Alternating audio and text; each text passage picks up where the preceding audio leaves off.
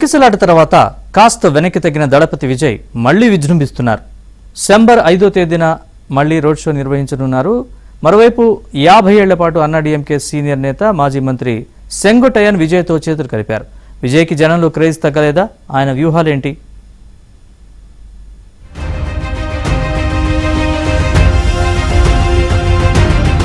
కరుణానిధి, జయలలిత లాంటి వారి మరణం తర్వాత తమిళ రాజకీయాల్లో సినీ గ్లామర్ తగ్గింది.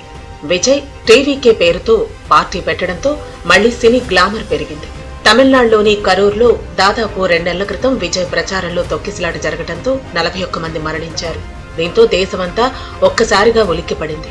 కొన్నాళ్లు కామ్గా ఉన్న దళపతి విజయ్ మళ్లీ స్పీడ్ పెంచారు.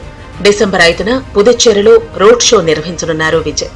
తన ర్యాలీకి అనుమతి ఇవ్వాలంటూ టీవీకే పార్టీ నేతలు దరఖాస్తు చేశారు. వచ్చే ఏడాది జరగనున్న శాసనసభ ఎన్నికల్లో విజయమే లక్ష్యంగా కార్యకర్తలను సిద్ధం చేస్తున్నారు. రాష్ట్ర వ్యాప్తంగా ప్రచార సభలు నిర్వహిస్తున్న విజయ్ కరూర్ ఘటనతో చిన్న బ్రేక్ ఇచ్చారు. మళ్లీ ఇప్పుడు రీస్టార్ట్ చేశారు. పార్టీ జిల్లా నేతలతో బిజీగా గడుపుతున్నారు విజయ్.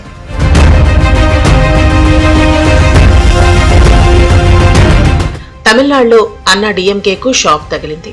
సినీ నటుడు, టీవీకే పార్టీ అధ్యక్షుడు విజయ్ సమక్షంలో అన్నాడీఎంకే సీనియర్ నేత మాజీ మంత్రి సెంగొట్టియాన్ భేటీ అయ్యారు. కొంతకాలంగా పళనిస్వామితో సెంగొట్టియాన్ కు విభేదాలు ఉన్న నేపథ్యంలో ఆయన్ను పార్టీ నుంచి సస్పెండ్ చేశారు. అప్పటి నుంచి అసహనంగా ఉన్న ఆయన టీవీకేలో చేరారు.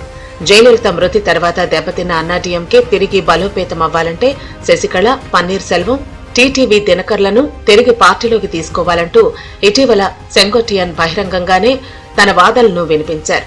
ఎంజీఆర్ పార్టీని స్థాపించినప్పటి నుంచి ఏఐఏడీఎంకేలో ఉన్న సెంగొట్టియాన్ పార్టీ ప్రచార రూపకల్పన చేసిన కీలక వ్యూహకర్తగా గుర్తింపు పొందారు.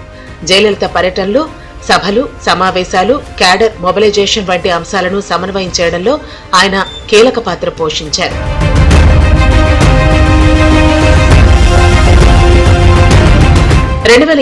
ఎన్నికలకు ముందు పార్టీని బలపరిచేందుకు విజయ్ సెంగొట్టియాన్ కు కీలక పదవి ఇవ్వచ్చనే వార్త రాజకీయ వర్గాల్లో చక్కర్లు కొడుతోంది. పన్నీర్ సెల్వం, టీటీవీ దినకరన్, శశికళతో సెంగొట్టియాన్ టచ్ లోనే ఉన్నారు. ఈ నేపథ్యంలోనే ఆయన్ను పార్టీ నుంచి సస్పెండ్ చేశారు. అన్నాడీఎంకేలో ఏకాధిపత్యం సాగుతుందని సెంగొట్టియాన్ ఇటీవల తీవ్ర విమర్శలు చేశారు. అందరూ సమిష్టిగా ముందుకెళదామని పిలుపునిస్తే పార్టీ పదవి నుంచి తప్పించారని, ఇప్పుడేమో పార్టీ నుంచి తొలగించారని ఆరోపించారు. జయలలిత మరణం తర్వాత పార్టీని నడిపించాలని చిన్నమ్మ శశికళ తనకు ఆదేశాలు ఇచ్చారని, అయితే పళనిస్వామి పేరును ప్రతిపాదించింది తానేనన్నారు సెంగొట్టియాన్. అన్నాడీఎంకే ప్రధాన కార్యదర్శి పదవిని పళనిస్వామి చేపట్టిన అనంతరం పార్టీ కనీసం ఒక్కటంటే ఒక్క ఎన్నికల్లో కూడా గెలవలేదని, అంతా పతనమే అంటూ మండిపడ్డారు. எவ்வளவு கஷ்டத்தோடு உங்கள் பயணங்களை மேற்கொண்டிருக்கிறீர்கள் என்பதை நான் கண்கூடாக பார்த்தேன். எவ்வளவு இடர்பாடுகளுக்கு இடையில் என்னை பின்தொடர்ந்து வருவது எவ்வளவு கடினம் என்பதையும் தெரிந்து என்னை பல வகையிலே துரத்தி நீங்கள் பிடித்தீர்கள் என்பது எனக்கு தெரியும். அப்படி உழைக்கக்கூடியவர் நீங்கள்.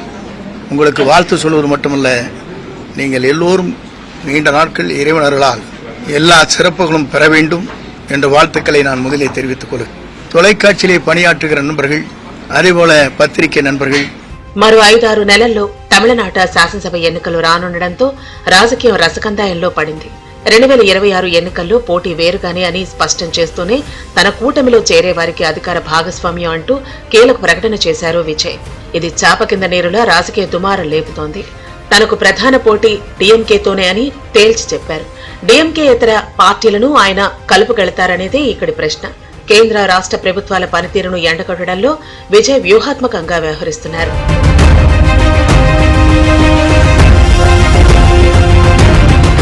అధికార డీఎంకేకు ప్రత్యామ్నాయంగా విజయ్ టీవీకే వైపే చూస్తున్నారు జనం. అందుకే వివిధ పార్టీల నేతలు ఆయనతో చేతులు కలిపేందుకు ప్రయత్నిస్తున్నారు. అయితే సీఎం కావడమే తన ఏకైక లక్ష్యంగా పావులు కదుపుతున్నారు విజయ్.